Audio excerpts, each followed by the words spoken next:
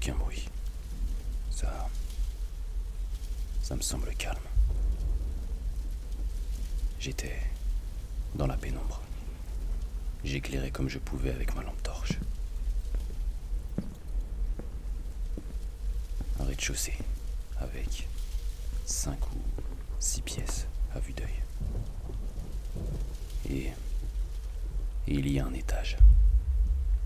Le château était très ancien. Il y avait beaucoup de poussière. Des meubles d'une autre époque. C'était très délabré. Le hall du château était très grand. En face de moi, des escaliers qui menaient au premier étage. J'ai commencé à avancer, calmement. Ah, ça le pète.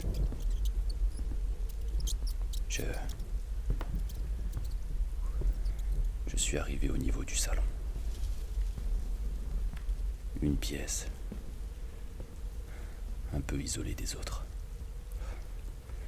Une immense bibliothèque, poussiéreuse. J'ai éclairé la pièce.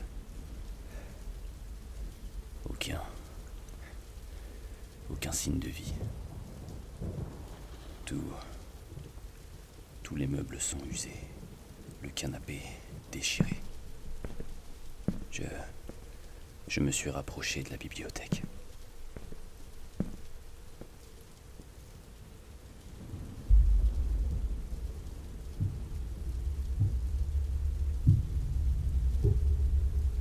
Qu'est-ce que...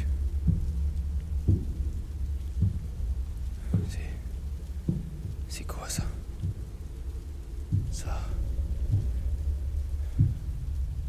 Ça vient du premier étage.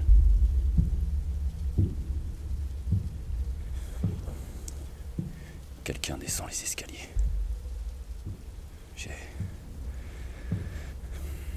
J'ai arrêté de bouger.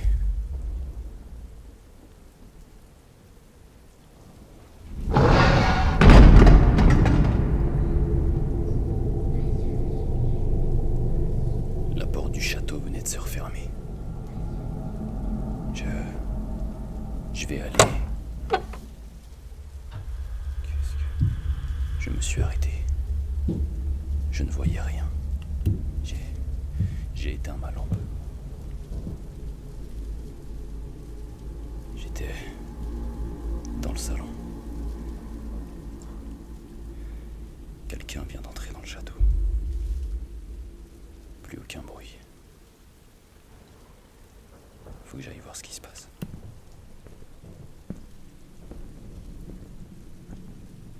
Je suis revenu dans le hall. Personne. La porte, elle est grande ouverte. Je l'avais fermée légèrement.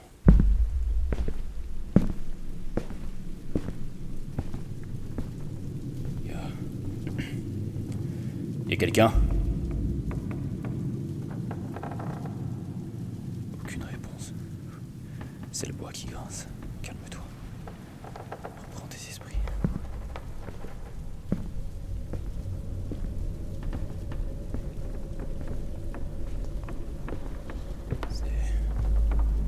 C'est quoi ces bruits? Ça vient de là-haut.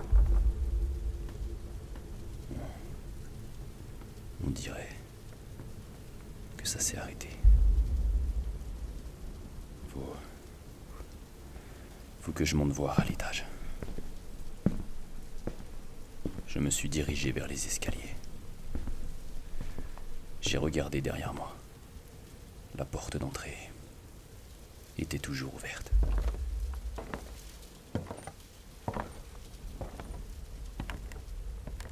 Une fois arrivé au premier étage, un vent glacial m'a traversé. Il y avait 2 chambres, je crois. Une pour enfants et une parentale. C'est eux qui m'ont dit de faire ça. Je me suis dirigé vers la chambre pour enfants. Mais ils sont tout le temps avec moi. Il n'a eu que ce qu'il mérite. J'aime écouter ce qu'ils disent. Laisse-le.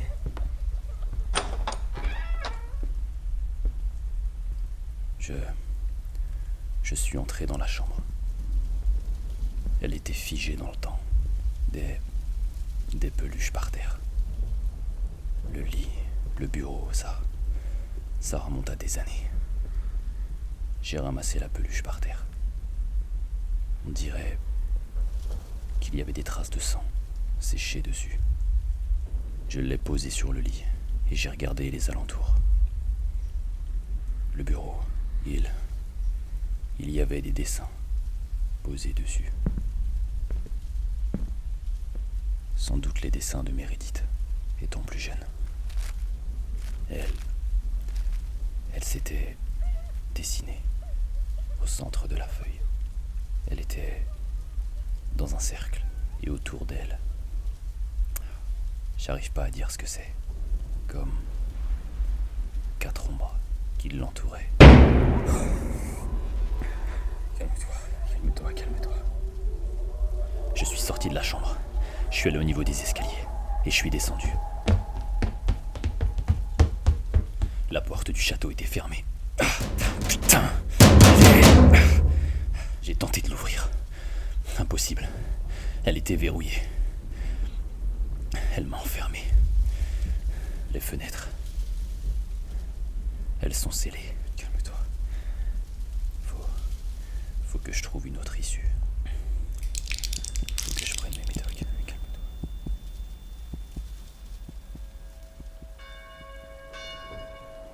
C'est quoi ça?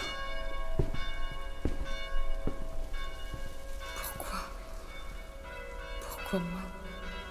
Pourquoi ça arrivait à moi? Élise.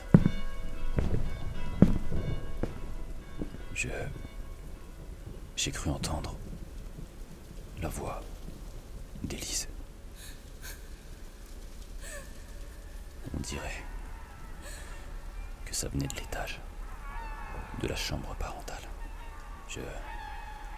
Je me suis dirigé vers les escaliers. La chambre parentale, elle était allumée. Il n'y a pas d'électricité. Je me suis avancé lentement.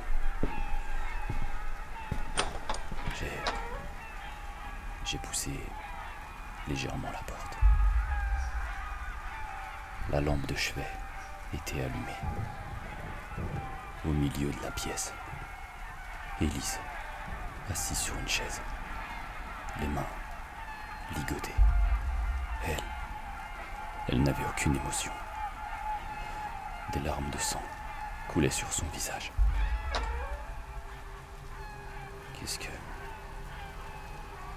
Qu'est-ce que tu fais là? Pourquoi moi? Pourquoi ça arrivait à moi? De quoi tu parles? Comment t'as pu me laisser partir? Je pensais que tu tenais à moi. Mais qu'est-ce que tu racontes? Ne fais pas un pas de plus vers moi. Calme-toi. Vous l'avez laissé tomber, Ethan. Elle ne demandait que votre soutien. Votre aide. Je voulais vivre, Ethan. J'ai tout essayé. Je n'étais pas suffisant. Si tu avais trouvé la solution, vous auriez pu vivre ensemble pour toujours. Je suis tombé à genoux. Je te comprends pas. Toutes ces paroles, tout ce que tu m'as dit, ça comptait pas? Tu devais me sauver. Arrête! Je voyais tes regards de pitié. Si tu savais comment je hais ces regards, tu es détestable. Vous avez compris maintenant. Il est difficile d'accepter la réalité. Vos choix ne sont pas sans conséquences. Vous l'apprendrez à vos dépens. Dites-le lui, à Élise. Lui dire quoi? Vous jouez à un jeu dangereux. La vérité finit toujours par se savoir. Comment avez-vous pu omettre de lui dire ce petit détail? Je vois pas de quoi vous parlez. Vous voyez très bien de quoi je parle. Tu as quelque chose à me dire, Ethan? Pourquoi? Pourquoi vous faites ça? Allez, libérez-vous. Non. Non. Je ne peux pas. Vous faites preuve de tant de faiblesse. Ethan?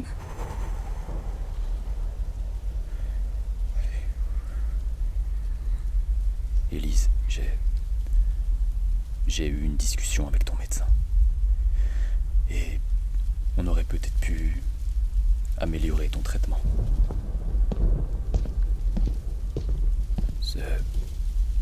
Ce médecin voulait faire un transfert de sang avec une enfant qui a le même groupe sanguin que toi. Le problème, c'est que ça aurait tué la gamine. Elle était dans un état végétatif, je pouvais pas faire ça. Donc tu as préféré aider cette jeune fille plutôt qu'Élise? Rien à voir. Élise, tu me comprends, pas vrai? Je pouvais pas tuer la jeune fille.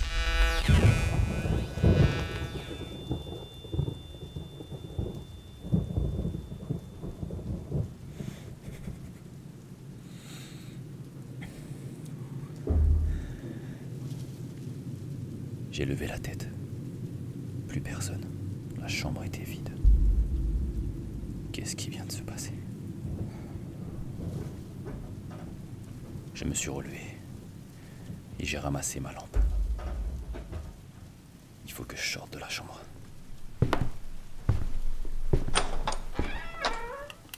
Faut vite que je sorte de ce château. Mais d'abord, il faut que je fasse un tour des lieux. Voir si notre agent est là. C'était redevenu plus calme. Je suis descendu au rez-de-chaussée. Je vais faire un tour des différentes pièces. J'ai l'impression qu'il y avait un sous-sol. J'irai le voir après. Sur la gauche des escaliers, la salle de bain. Attends. J'ai besoin de me poser. Est-ce que je viens vraiment de lui dire? Elle n'aurait jamais accepté. Je ne pouvais pas faire ça. J'ai reposé la boîte à musique par terre. J'ai attendu de longues minutes. J'avais perdu la notion du temps.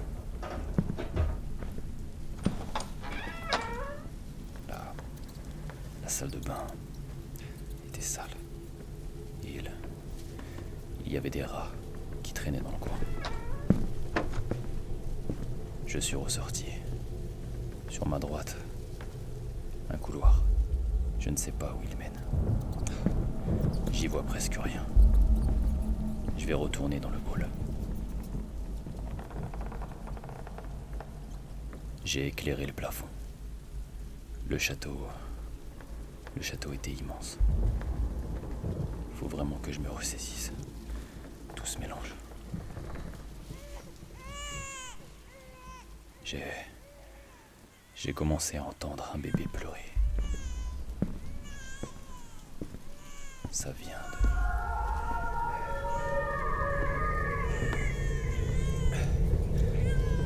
de... L'air devenait de plus en plus difficile à respirer. Comme si je prenais de l'altitude. Qu'est-ce qui m'arrive? Comment peut-on agir de la sorte? Délaisser sa propre femme. Je n'ai délaissé personne. Oui, c'est ce qu'ils disent tous.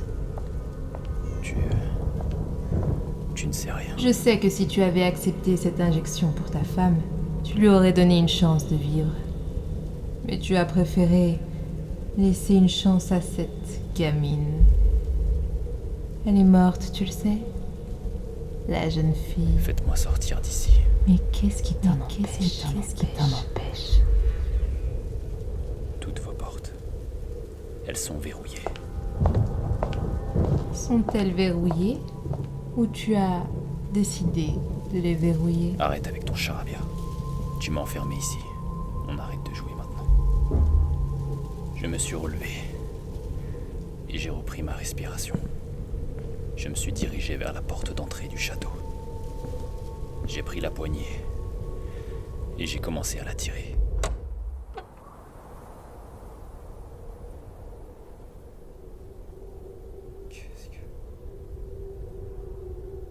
Tu vois, tu crées tes propres chaînes. De la neige partout. Des montagnes au loin.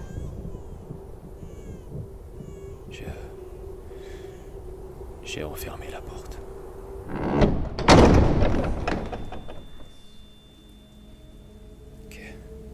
Qu'est-ce que tu m'as servi? Pardon? Dans le thé.